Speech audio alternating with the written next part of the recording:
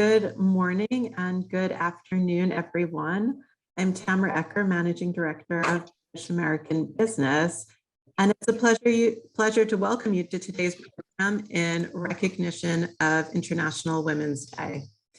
This event falls within BAB's DEI series, which is called the STIR. It is generously sponsored on an annual basis by some of our members, including ACCA, EY, Fitch Ratings, National Grid, Siemens Financial Services, and Virgin Atlantic. So this year's International Women's Day theme of embracing equity resonated with me, and sure it did with many of you as well. It's a nuance, maybe, but equity does not mean diversity, nor does it mean opportunity.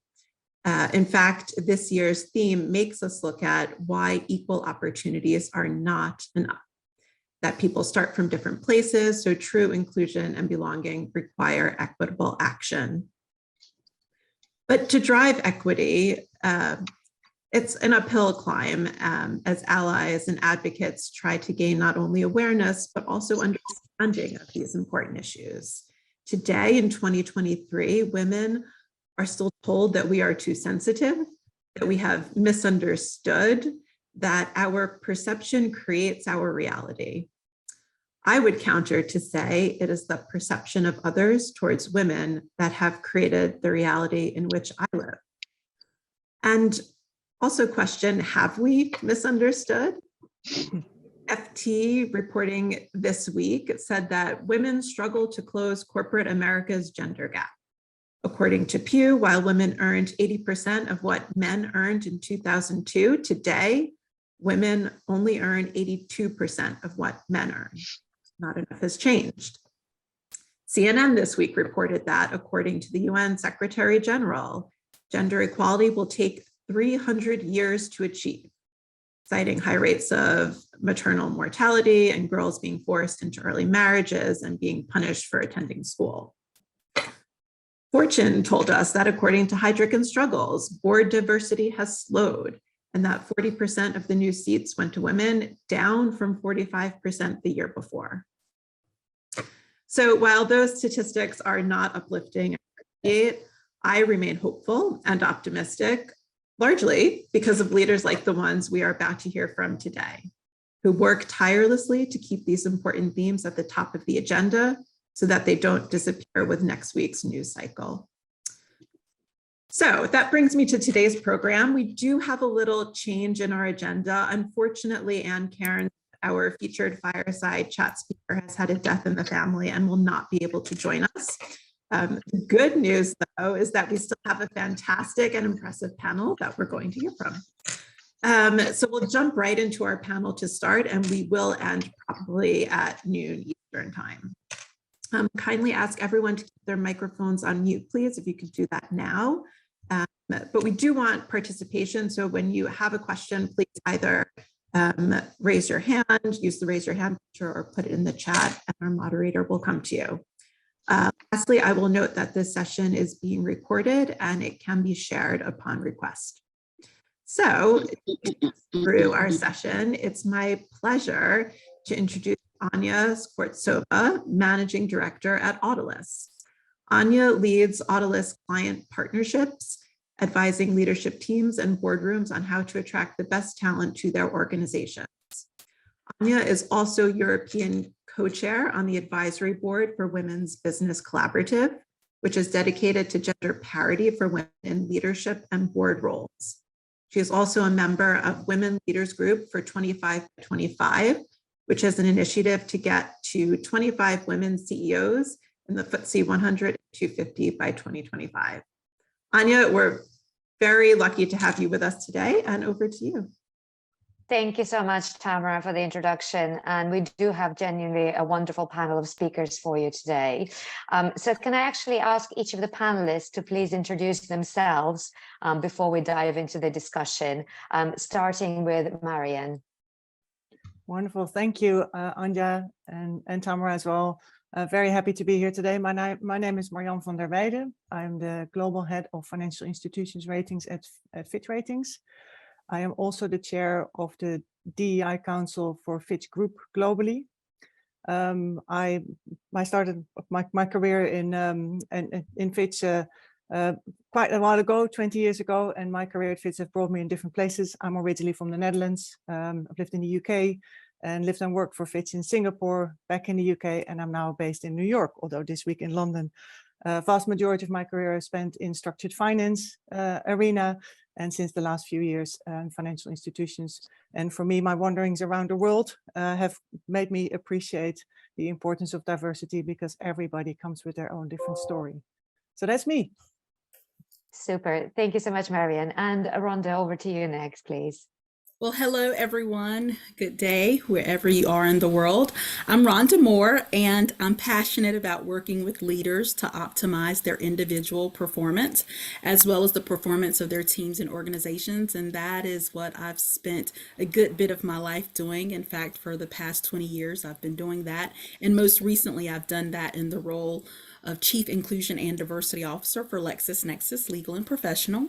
LexisNexis Legal and Professional is an organization that combines unparalleled legal and business information with analytics and technology to transform the way our customers work and to shape a more just world.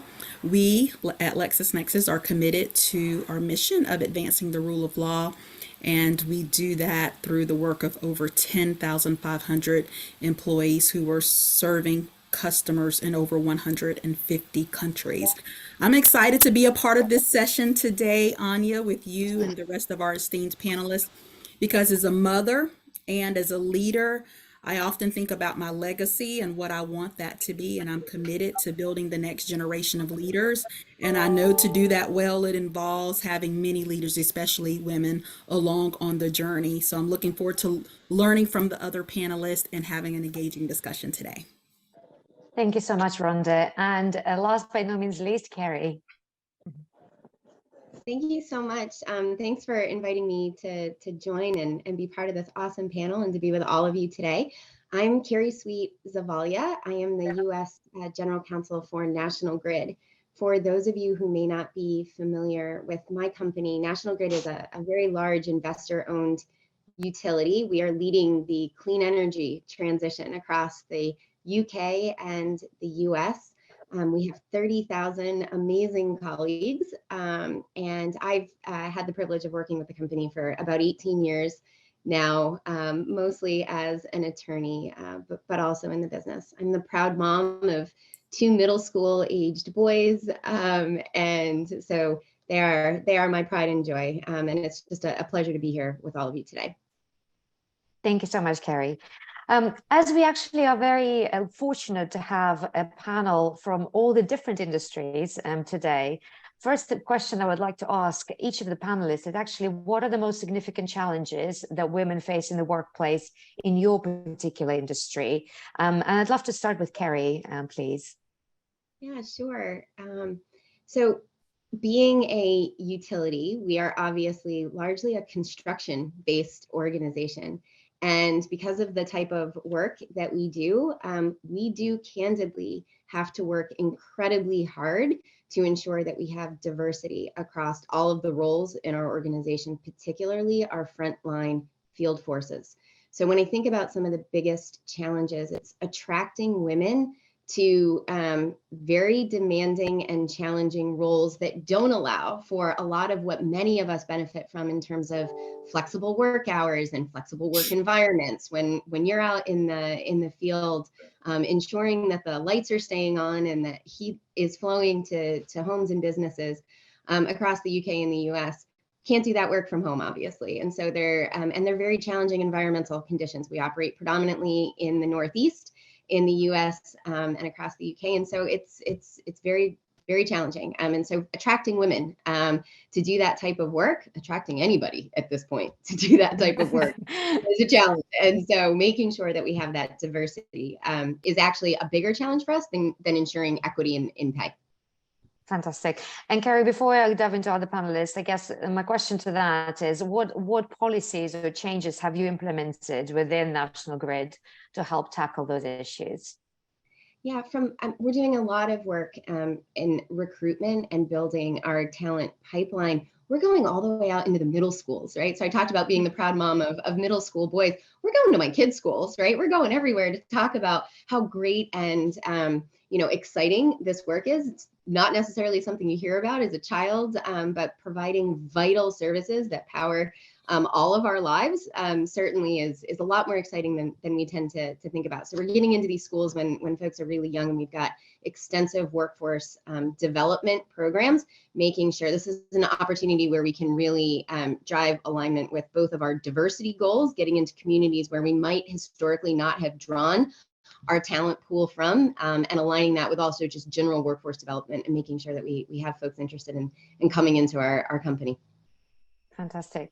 And what about you, Marianne? Let's talk about the financial services world. What do you think are some of the biggest challenges there for women? Well, we have a way to go, but I do think, particularly at Fitch, we are on our journey, which is very exciting, and I think it's super important, and it's certainly very important to Fitch as a company and in its strategy. But I think a lot of what the barriers still come down to is actually still the need of more cultural change. If I think about unconscious bias and gender stereotypes, I still think, and Tamara referred to it at the start, still need more, explaining ourselves, or are we not understood? So I think that still is there. I think underrepresentation in senior positions, seeing role models, seeing women that you can aspire to that have also reached those levels. And yes, the challenges of balancing family and work, one that I'm also myself quite familiar with, and particularly over that life cycle and your career cycle, you need different things and different things of support.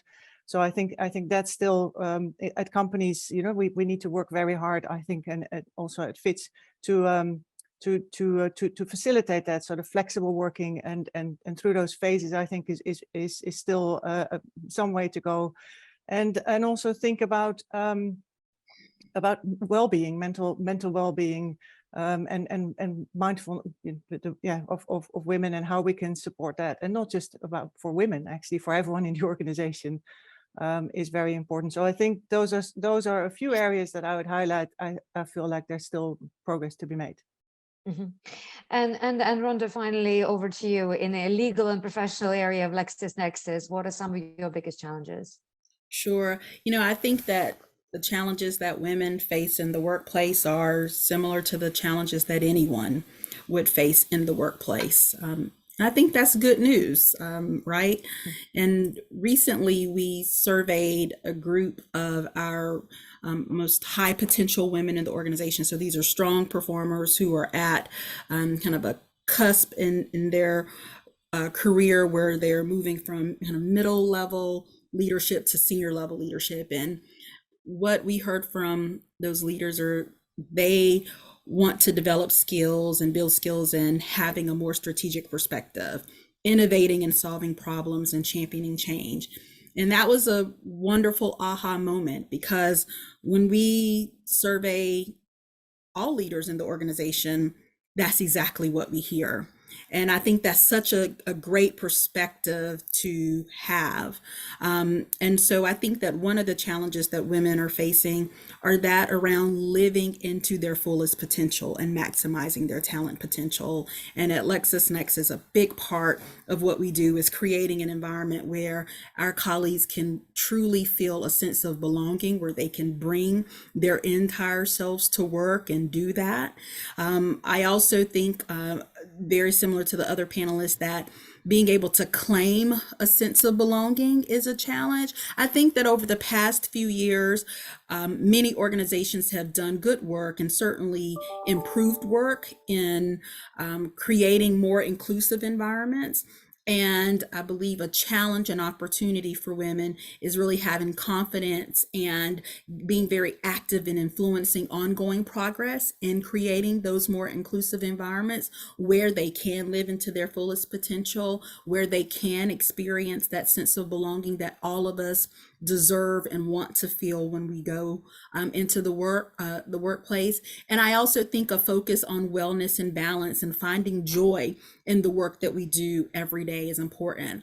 Anya, I think this is was really underlined by what we experienced during the pandemic, where we kind of saw the way that we work and live change fundamentally, right? Our workplaces are drastically different than they were, 5 years ago. And the notions of work itself is different. And, research shows that most people want hybrid and flexible work practices. That's just not for women. Before, we talked about that as a benefit for women because of the extra caretaking responsibilities that we have and so forth. And now we're seeing that that is absolutely applicable to the entire workforce.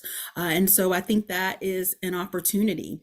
And a really good thing that has come out of the pandemic. I also think that this notion of purposeful work is an opportunity and kind of the next frontier. And, I think the pandemic helped people come face to face with their sense of purpose in really dynamic ways. And people want their work to have meaning. They want work to be more than just about work itself. And I think that future workplaces require visionary leaders who don't just want to be the best in the world, but be the best for the world. And so I'm really proud, for example, at LexisNexis, having a business that's driven by our mission of advancing the rule of law around the world, because we know that that's vital for building peace and prosperity in society. And we use that as a significant part of our employee value proposition in attracting women and all employees. Wow, well, I think we literally just opened a big can of worms around literally every every topic there is. I think we talked about anything from, culture to progression to wellness to D&I to development. So there's really quite a lot to unpack there, I have to say. And I think, before we even go into kind of global versus local, because they're genuinely, we talked about, Marian, you touched on the fact that obviously you had a global role, and actually, well, everybody here I think has a global role, and the challenges are different. Even if I think about some of the recent changes, so I'm not sure if you've seen, but Spain, for example, in February this year have announced that women now have menstrual leave from their companies. They can get 3 days a month menstrual leave from their businesses. We've also touched on topics like the menopause have started to be discussed in companies, but certainly our research has found so far that certainly from the FTSE companies, only 40% of the FTSE 100 are currently publishing any kind of menopause support at the moment. And if you think about, private companies, the companies outside of that is probably less so. So lots and lots to unpack. But I guess if we think about some of the practicalities that have worked well, maybe within each of the organizations so far, can you give me some perhaps examples of some of the policies that you've implemented that have really worked within each of your businesses? And perhaps Marian, if we can start with you. Yeah, I think so on our journey at Fitch, which has been a number of years, and we've really accelerated our strategy last year, that we are much more methodical and much more systemic in how we want to advance our diverse talent, and particularly women. And I think one of the things, and I'm just adding another one to your like open the box here. We have last year publicly committed to a target for having female in senior leadership roles from 26% last year to 35% in 2030. And that's the first time we have done that. And I would say, while advancing underrepresented talent in the organization is a matter of the heart of the mind, I think the target actually focuses the mind. This is what I'm seeing in our organization. There's a definite shift in the discussions and the conversations that we're having now that we know that we've actually set ourselves a target. And more importantly, it's not just how, together, it's like all the things we can and should be doing from the junior talent, and actually, as Carrie said as well, going out in the field to schools. What we're doing as a company that is a financial analysis company, if you like, to educating students or women in underrepresented in less advanced areas. So I think we are bringing it from there to also internally in Fitch, then really seriously looking at our talent pipeline and making sure we identify the talent, but also making sure we have development plans. That applies for everyone in Fitch, but that also means we're better at identifying what everyone individually needs to then progress through the organization, so we can focus on hiring, to talent development, but also at retention. How do we not lose our diverse talent? And I think, I know I only started with talking about the target, but I think from there you need to have a whole, the whole framework needs to work, you know, in everything that you put in place. And that's, I think I've noticed a distinct shift within our organization, and the commitment has really stepped up, and the accountability. We can talk about that later, because I'm conscious you want the other panelists to weigh in there too, and I've only started on one topic. So No. I think the word accountability might have to come back as well later in our conversations. Absolutely. Well, what we always say is what gets measured gets done, right? So it's definitely a good one to start with. And Carrie, what about you on National Grid? Yeah, I was gonna lead with accountability. I think that is what's working, and what's having the most significant impact is not only do we have the commitment, which I would say we've had this commitment for as long as I can remember and have been a part of this organization. You know, our values and our beliefs absolutely support everything that it is that we're trying to accomplish, but the accountability of actually putting the goals and the metrics, and holding ourselves accountably, not just internally, but externally as well. I mean, we've put our goals right into our responsible business charter. And so we are holding ourselves out to the public and saying, this is what matters to us. This is how we are going to achieve. And we're going to measure and report back on an annual basis how we're doing. You know, some of the more sort of tactical things that have worked really well for us in the organization is things like removing as much discretion. Back to the earlier point, Marianne, about, you know, unconscious bias, making sure that we're paying people based off of a market rate, not leaving it open to, you know, a huge range, but identifying market rates by specific jobs, setting a policy for where we expect to pay people within that range, certainly makes it you know, much easier to ensure equity, making sure that we're looking, right, making sure that we're reviewing and assessing on an annual basis. And, you know, having transparency, I think is hugely important and has had a positive impact. And then lastly, just for us, we've really been thinking in recent years about how to make our colleague benefits as inclusive as possible. So really stepping back, you know, gender agnostic, regardless of gender identification, how are we ensuring that we have benefits that really matter for our colleagues, that they're really tailored to what they want, so we can come back. I mean, we're one of that smaller percentage that, you know, is rolling out benefits and awareness around menopause, and not shying away from the topics that we know are top of mind for all of our colleagues. Fantastic. And Carrie, whilst we are speaking to the lawyer on the panel, actually, one of the things that I would love to bring out is that I think it's really important that we distinguish the difference between equal pay and gender pay gap, because that's something that sometimes gets a little bit misunderstood. So can you please explain to everyone, I guess, the differences between the two? Yeah, absolutely. And I'm so glad you asked this question. And I also like the fact that you appreciate a lawyer on the call. Most people are like, oh, we'll ask the lawyer last. So anyway, I'll keep it super short, and I won't do anything legal or technical, I promise, because I know it's boring. But there actually is a difference. And we do tend to blur. I hear it all the time. And I've done it myself, right? We talk about gender pay and equal pay as if they're synonymous, and they're not. And when we talk about gender pay gaps, what we're talking about is the difference between men and women's average pay. So it's really, it's much less informative because it's looking, if you're talking about it within an organization, top to bottom, all men as compared to all women, regardless of how many women are in a particular type of role or what level of pay they're receiving. So not quite as helpful. What is really, I think, making a difference is the focus on equal pay. And equal pay is talking about giving men and women equal pay for equal work. So if you're doing like work, then you should receive like pay.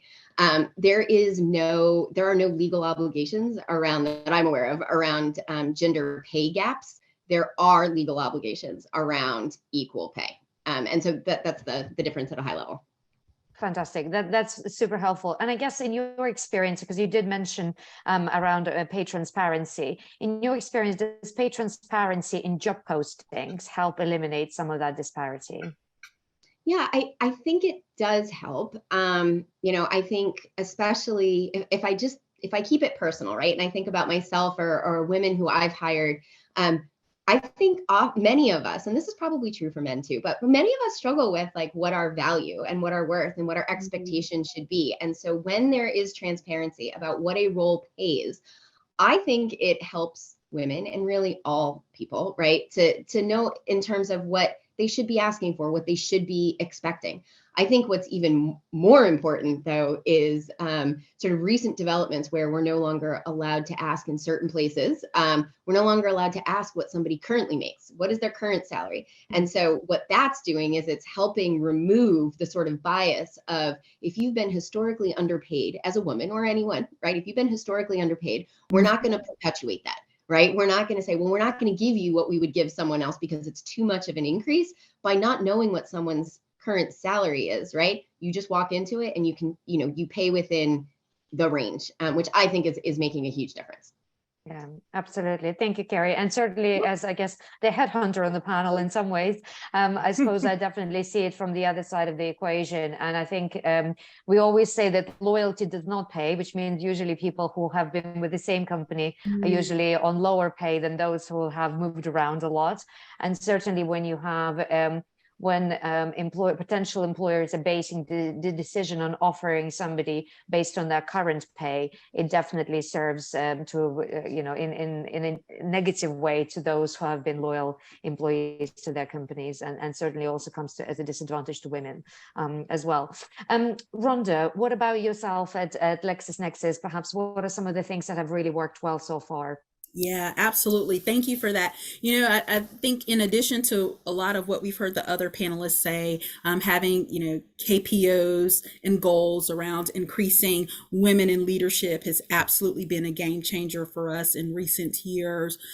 We also are signatory to the Women's Empowerment Principles, which is a United Nations Global Compact initiative that helps companies empower women and promote gender equality in a number of principles, including establishing high-level corporate leadership for gender equality, treating all women and men fairly at work, right? Just kind of the simple things, making sure that there's respect and support, human rights and non-discrimination, ensuring the health, safety, and well-being of all women and men workers, promoting education, training, and professional development for women, implementing enterprise development, supply chain, and marketing practices that empower women. So thinking about the work we do in diversity supply chain is important, promoting equality through community initiatives, and measuring and publicly reporting on progress to achieve gender equality is also important.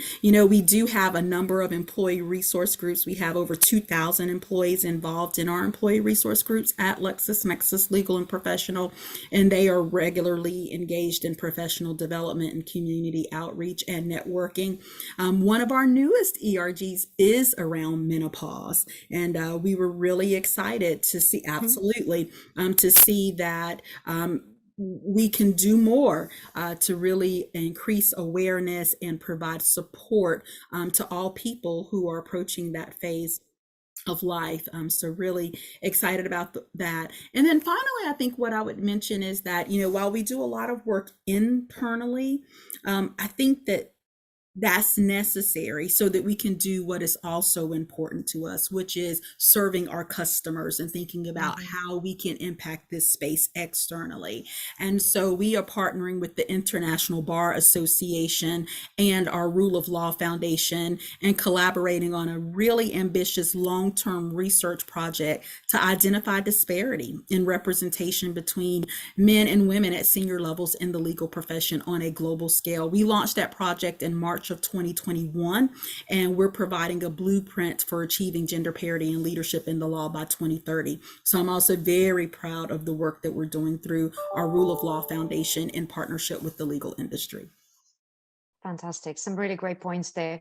And what do we think that, I guess, what role do male allies play in achieving gender equity in the workplace? Because obviously men still form a very large portion of our workforce, and they do have a big role to play. And I guess what more can they do as well? So perhaps Marianne, if you can give us your thoughts, that would be great.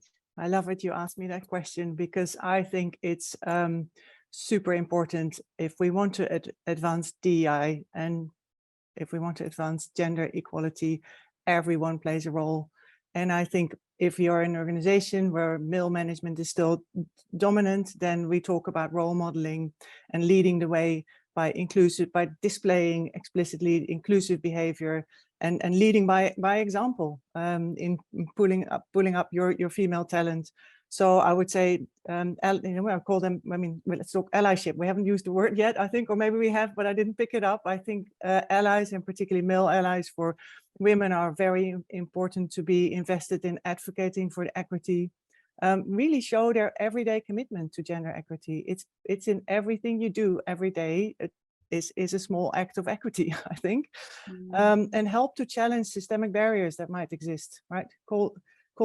Make things transparent and try to change workplace practices and cultures that can impact underrepresented groups more. So I think really, I think men play a crucial role in our pursuit for gender equity, in support to break down the barriers and promote equity and inclusion. I don't think we get there without them. Absolutely. And how do you think we can encourage them to do more? I think it's to make sure we do include them when we are together. Like yesterday, we had a nice gathering for International Women's Day here in London, and more I see our male colleagues joining as well. One of our senior sponsors of the Fitch Women Network is one of my colleagues. He's a male and a very progressive and outgoing leader. So I think it's really that we encourage them to be part of it, and talk about be more open and talk about a number of things, like, as you said, like menopause, or I think we need to be able to discuss more, have the conversations, and therefore create more understanding. And as women, I think we should be bold and also be asking for what we think we need. That's okay, right? So I think, and if my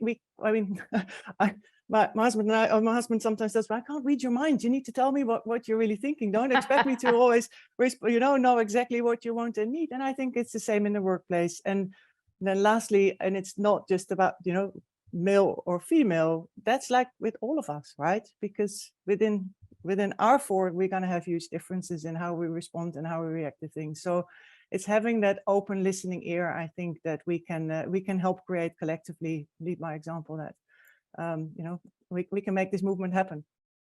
Absolutely. Thank you so much. And I think it's really important to address the intersectionality of that and that group, definitely. Well, what about you, Carrie? What do you think that's, is there anything specifically you've seen done well by male allies, and how can we encourage more allyship? Yeah, I think Marianne's answer was perfect, so I can't build on it. But if I try to go a different direction to add something of value, I think that there is something so inspiring when we see our male leaders showing up. Marianne, to your point, your colleague, who's stepping in to lead one of your women's employee resource groups. We have the same thing going on at our company, and it is so inspiring, and it is setting an expectation. I think that some of it is organizations. We all need to set the expectation and hold our male colleagues accountable for showing up and for playing a role in all of this. And I don't think it's that they don't want to. When I try to have some of the harder conversations to get folks to lean in a bit more, some of it's just a comfort level. It's an education and it's awareness. I think it goes back exactly to what you said, which is just us getting really comfortable having some of the harder conversations with our male colleagues, so that they understand how we need them to show up, and what it is that we need them to do to help us. Thank you. And taking it a slightly different way, and I think, Rhonda, you mentioned on the topic of diversity, equity, and inclusion, and also, I guess, certainly in the current kind of war for talent, in the world post-COVID, where companies are rethinking what workplace really looks like. I think, organizations are having to think differently about how to attract and retain top talent. I guess, what is on your agenda in terms of looking at specifically corporate benefits and addressing how corporate benefits can support women in your organization? And what would you like to see included in the future as well? Yeah, I think this is a great question. So I think a few things. One is, tight alignment on some of the topics we talked about already around equal pay. Definitely promoting and enhancing the culture and making sure that work and the culture and workplace provide a sense of belonging, and that you are relentless as an organization in ensuring that all people feel able to bring their full selves to work. I also think, as the other panelists pointed out, that a focus on talent development and increasing representation of women in the more senior levels of leadership in the organization is important. So having some of those great development programs where you're identifying high potential women, taking them through great development journeys, pairing them with allies, mentors, and sponsors that can really accelerate their career can also make a huge difference. Those are the types of things that I think are important. I also think that, there's good work to be done as work continues to be disrupted, and as we see things moving faster than ever before, just doing the things that we know are right to do. The research is clear that diverse teams are more innovative. And I was really excited. Just this past week, I was on a work group where our organization was talking about ChatGPT and the implications of that to our product and how we can address that, and to see a great representation of gender diversity on that team. And these are things that we've been talking about, but to see those things really lived out, I think make a difference. And that also means those women are being exposed to some of those cutting edge and interesting projects, helping them to develop their career and again, ascend into those levels of leadership to grow that influence. Fantastic. Thank you so much. And I think we talked about accountability a number of times. And I guess, what do you think are the key things that we need to look at in terms of measuring progress? Because you have got the overriding programs around, some of the European countries around mandating certain amount of women on boards into leadership roles, etc. But what can individual companies be doing more? What can you measure? Yeah, we have a couple of areas of Mm-hmm. measurement for LexisNexis. So around diversity, there is certainly representation across the organization, and there's certainly representation across senior leaders. And then we also measure something we call psychological safety, which provides us a great indicator on how inclusive our environment or our workplace is. And psychological safety is based on some really great work done by Amy Edmondson, who is a faculty member at Harvard University. And it's all about if a workplace allows for innovation and is safe enough for people to feel that they can take risk and even possibly fail without undue consequence. And we regularly measure psychological safety in our organization as a measure of inclusion. And then I think attitudinal data, such as employee engagement, perception around career growth, wellness, and those types of things, and being able to cut that data by gender is also a great way to measure our progress as it relates to gender equity in the workplace. Fantastic. And Carrie, what about you at National Grid? Yeah, really similar to what Rhonda said. So we're measuring the same things, but just to build on her point around those employee surveys, and this goes to a bit of how Tamara opened up for all of us. Perception is reality for a lot of our colleagues. And so we look to the annual employee surveys that we do to get a sense, and we do pulse surveys throughout the year. Like, what is top of mind for our colleagues? What are folks looking for? What are folks, hoping for in terms of benefits and changes within the organization, culture, whatever it is. And then we try to tailor, our areas of focus for benefits to that. And a lot of what we've been spending a lot of time thinking about is family forming benefits. That's top of mind and at all stages, right, of family. And so we've spent a lot of time, regardless of gender, trying to make sure that our benefits align with the expectations of our colleagues. And sometimes it comes from those pulse surveys or those annual surveys. Fantastic. And Marianne, what about at Fitch? Yeah, maybe I'll pick up again on the accountability point, which I think is a game changer. And as I said, we have set ourselves as an organization targets, so our top management is responsible for that. But I think the other thing that I'm really sort of feel very strongly about we're doing at Fitch is it's first of all, this is no longer optional. This is part of Fitch's strategy. This is the direction we're going, right? This is crucial for the success of our business, is that we have a diverse, inclusive and equitable workforce, and that we also have that impact outside. So you need to translate that internally to this accountability. And that means everyone in Fitch now has a DEI objective.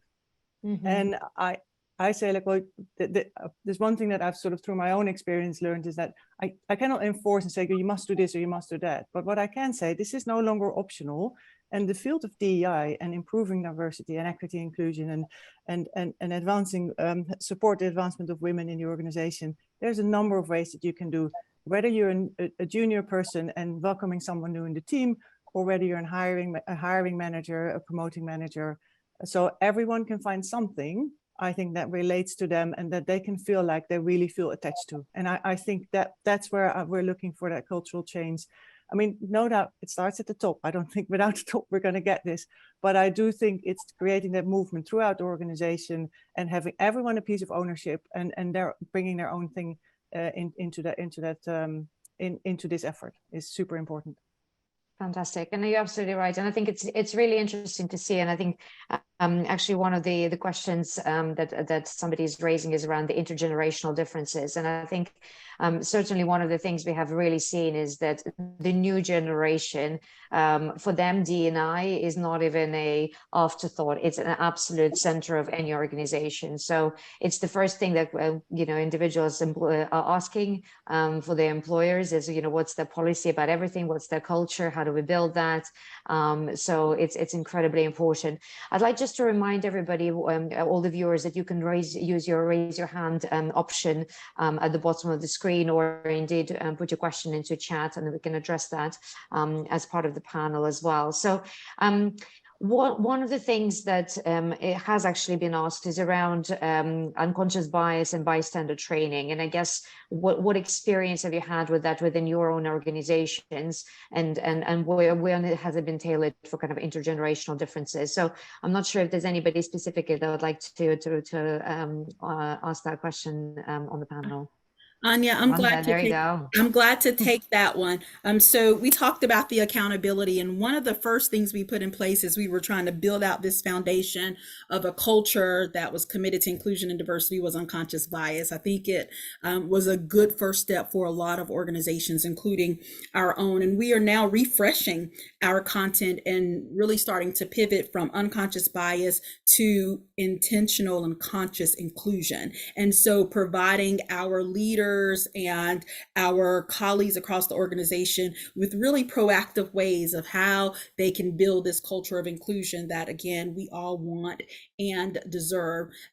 Also adding on to that, we have great content in the area of inclusive hiring, where we help leaders address how bias may come up in hiring and other practices that managers have the privilege of administrating, and ensuring that that awareness provides them with the information they need to overcome the bias that may be there. And we have that training and that communication available at other various points that are really critical in the employee journey, whether it be performance management or organizational talent review, and any other kind of major practice in the organization. Fantastic. Thank you very much for that. And Nancy, Scott, you've got your hand up. Would you like to ask the question? Sure. So sorry, I joined a bit late, but I just wondered if anybody was talking about the kind of intersectionality between the privilege that white women have and women of color have. And so a lot of women of color that I work with or talk to feel like sometimes it's not that easy. And to be honest, it's kind of underlying thing that how much women are really genuinely helping women themselves. And it's quite telling during International Women's Day that a lot of women are talking about their experiences and things like that. And then when I've had people feed back to me that you reach out to these women and nobody ever responds. So there's lots of layers, but I was just wondering if anybody's kind of had any thoughts around, the intersectionality between white women supporting women of color. Thank you, Nancy. Yeah. Is there anybody specifically like to answer that on the panel? Well, I mean, I think Ariane. Nancy, I think that's a really great topic to bring up. I think it is complex and layered, Yes. but I think also can really provide the depth in where you go in this pursuit, right?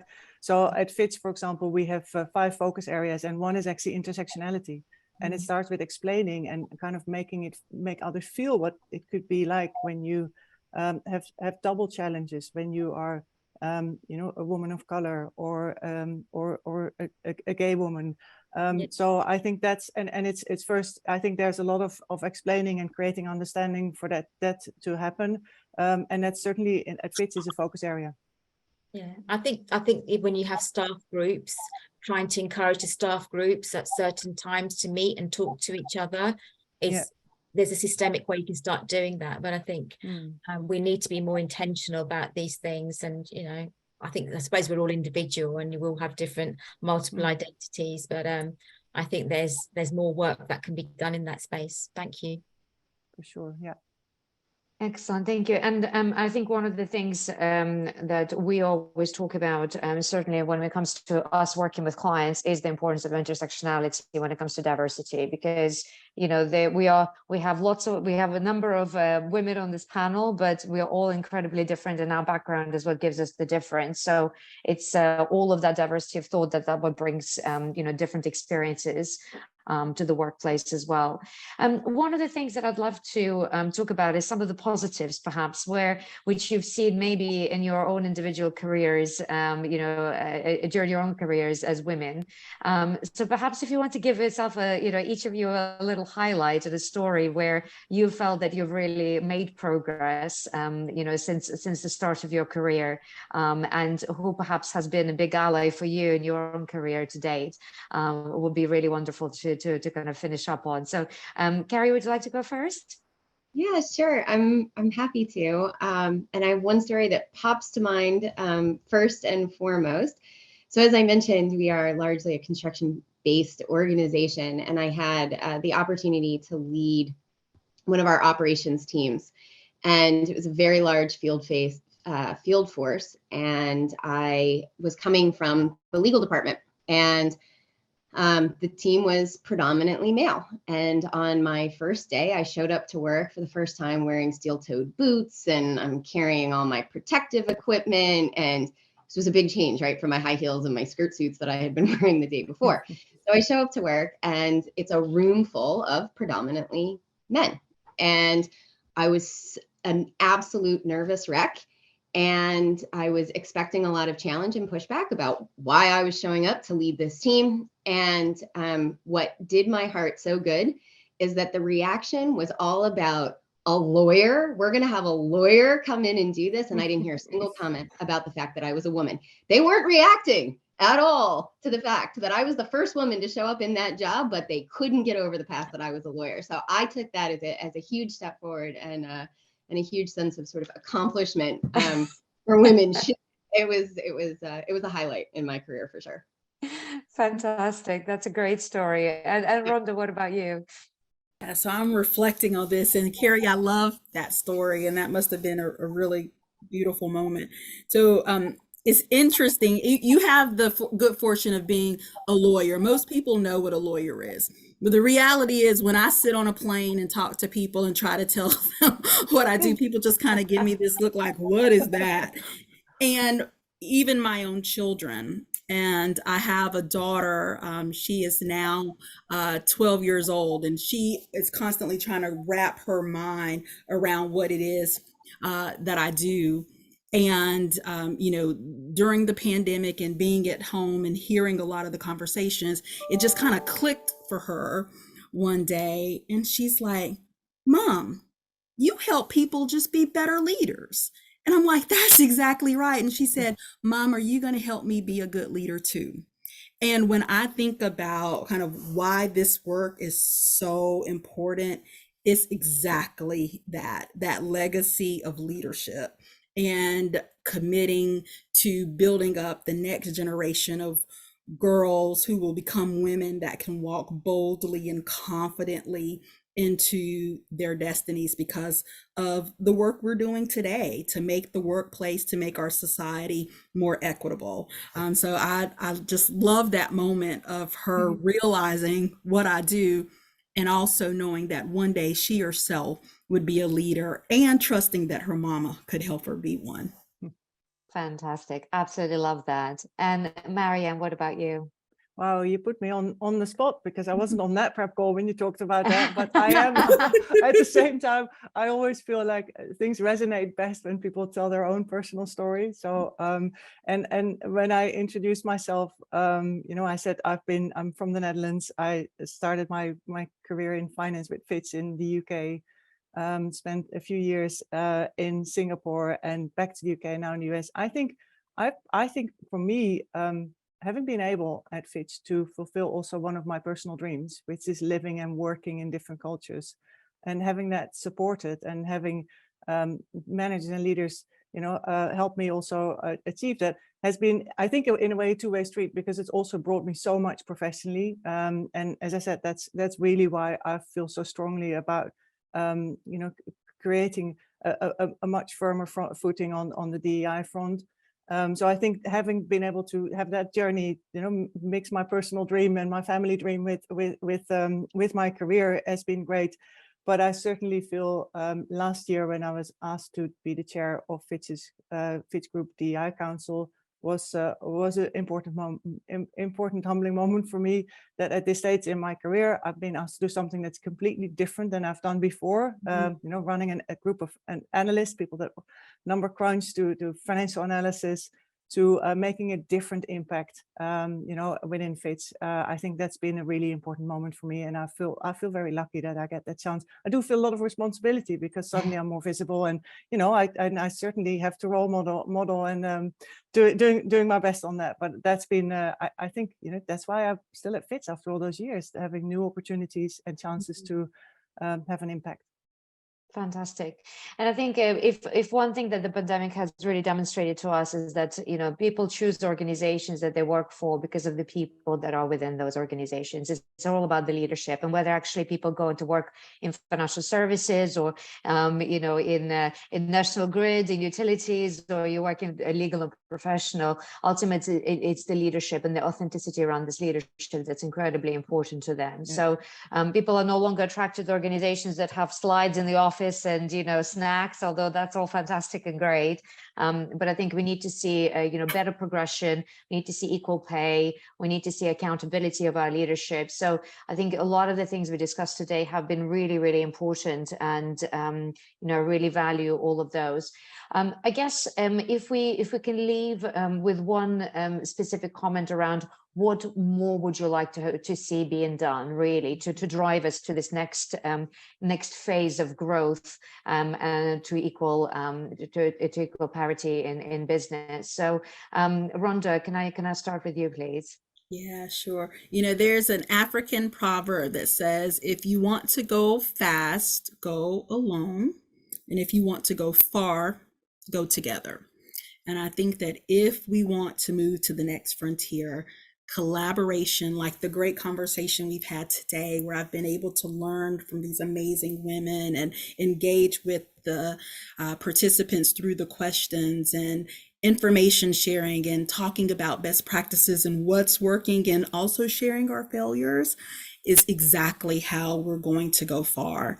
And so my closing point is doing more together, so that we can really go to the next level and continue to elevate and embrace equity. Fantastic. And Carrie? I think for me, it's, while we're all working so hard to drive forward and to drive meaningful change, it's to make sure that we're bringing everyone along with us too, that we're not so focused on, what we're going to do next, that we end up leaving folks behind, and making sure that everyone's coming along, and that we're really, truly, genuinely, authentically supporting each other. I think that's what I want to see more of. Fantastic. And Marianne? Yeah, how can I add to those two great statements, and from Rhonda and from Carrie? You know, I've said this before. I think everyone plays a role in this. It's a change of culture. It's a change of you know, of who, not who we are, but and bringing the hearts and minds along in that journey. It's not a sprint, it's a marathon, but you can't stop. You've got to keep going. And some bits are Absolutely. faster than others. Well, no one has ever accused companies of not moving too quickly. So I think it's the slow is not a good thing. And one of the things that I would like to say is certainly, having been in the world of executive search for, you know, the last 15 years or so, what I've seen is the real difference in conversation. I think it used to be, diversity used to be kind of a word that people would throw in there as an afterthought. Now it's absolutely, diversity and equity is at the part of every single conversation with clients. And what we've definitely seen is what, as I said, what gets measured gets done. There are companies that are also linking their D&I targets to compensation and reward, and that's really working as well. So I think it'll be great to see more of that happening. But really, absolutely fantastic discussion today. I really value all of your outputs today and everybody participating. And I'd like to invite, I think, Tamara for some closing remarks for British American Business as well. Yeah, so look, thank you, Anya, so much for kind of steering us through a lot of content today. And thanks to our speakers. I had so many takeaways. I think, Marianne, you know, thinking about that those male allies, that they can't read our minds. I mean, I took a cursory look at our attendees today, and I think it was about 10% male, but maybe that's just because we didn't tell them to come, right? No, I know there's some from Fitch, so I'm really happy about that. Yes, thank you. I've been whispered True. some of my male allies Yeah. on here, so thank you guys for Yeah, showing up and listening. but it was a great point. And Rhonda, you know, the point you made around attitudinal data and psychological safety, I mean, that's something that I'd love to unpack more. And then Carrie, your point about those pulse surveys and just asking the questions and you know, getting some answers and you know, again, can't read people's minds. So thank you for all of that. And you know, we'll continue these conversations. I think it was my last point will just be around the point that you all made around the difference between, you know, the gender pay gap and equal pay. And it's a real difference. But of course, when we think about the gender pay gap, what is that about? It's about pipeline. It's the pipeline issue because there are not enough women in those senior roles. And so I think that's something we'll look to tackle next in this larger series around DEI called the STAR. Until then, thank you all for joining us. Thanks to our speakers. Thanks to all of you for spending some time with us during this week. We appreciate it. If there are questions or any follow-up, please follow up with me and my team. If not, we'll see you at the next session. Thanks, everyone. Thank you. Thanks, Thank you. Tamara. Thank you. Thanks, Bye. Anya. Thank you.